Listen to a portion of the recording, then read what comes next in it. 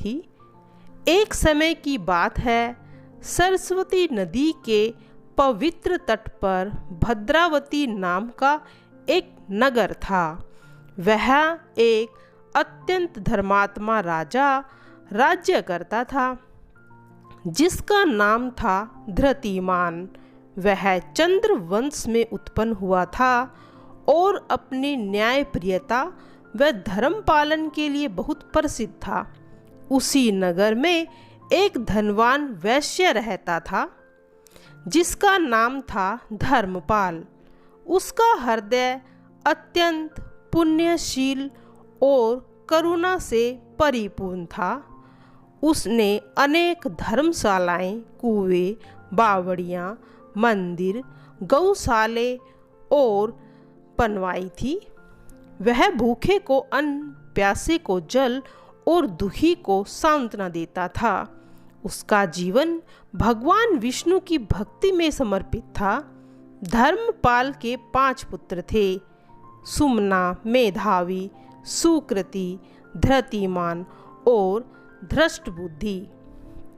5वां पुत्र धृष्टबुद्धि अपने नाम के अनुरूप ही था, अत्यंत दुराचारी, पवित्र और अधर्मी, जुआ, शराब, स्त्रियों के पीछे गमन करने वाला, चौर्यकर्म, दुर्व्यसन, कोई भी ऐसा पाप नहीं था जो उसने ना किया हो। उसके व्यवहार से धर्मपाल का हृदय टूट गया। उसने अनेक बार समझाया, समझने के बाद दंडित भी किया, लेकिन उस पर कोई असर नहीं होता था। तो उसने विवश होकर धृष्टबुद्धि को घर से निकाल दिया। नगर वासियों ने भी उससे किनारा कर लिया।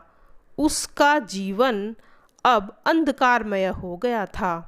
ना अन्न, ना वस्त्र, ना छत। वह दर दर भटकता, कूड़ा कचरा खाता, गलियों में सोता और पश्चाताप की आग में जलता। एक दिन भाग्यवश वह महर्षि कौंडिन्य के आश्रम में पहुंच जाता है। वह समय बैसाख मास का था और कौंडिन्य मुनि गंगा स्नान कर आश्रम लौट रहे थे। उनके शरीर से दिव्यता झलक रही थी। धृष्टबुद्धि ने उनके चरणों में गिरकर करुण स्वर में कहा, हे तपोधन, कृपया कीजिए, मेरा जीवन पाप से भर गया है। मुझे ऐसा उपाय बताइए जिससे मेरा उद्धार हो जाए।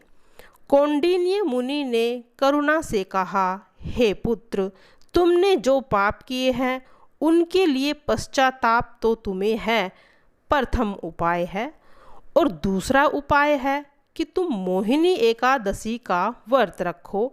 उस दिन प्रभु का स्मरण करो, रात्रि में जागरण करो और अगले दिन ब्राह्मणों को दान दो। यह व्रत मेरु पर्वत जैसा पापों को नष्ट कर देता है। धृष्टबुद्धि ने मुनि के वचनों को आत्मसात किया और पूरे विधि पूर्वक मोहिनी एकादशी का व्रत किया।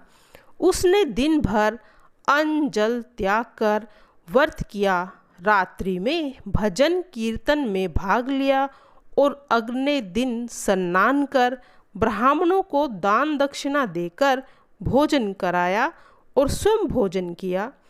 इस पुण्य व्रत के प्रभाव से उसके सभी पाप धुल गए।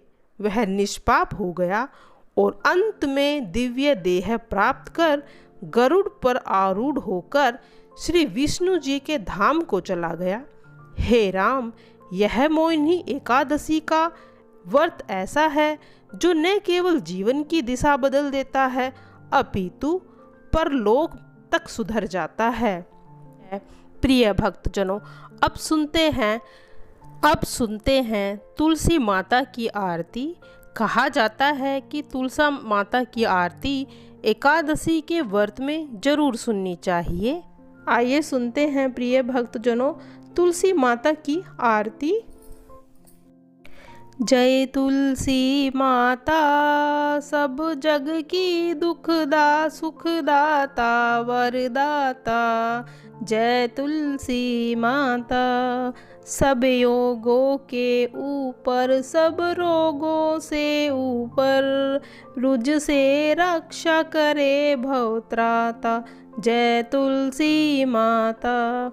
बटु पुत्री है श्यामा, सुरबल्ली है ग्राम्या, विष्णु प्रिय जो तुमको सेवे, सो नर तर जाता, जय तुलसी माता। हरि के शीश विराजत, त्रिभुवन से हो वंदित, पतित जनों की तारिणी विख्याता, जय तुलसी माता। लेकर जन्म विजन में आई दिव्य भवन में, मानव लोक तुम्ही से सुख संपत्ति पाता, जय तुलसी माता।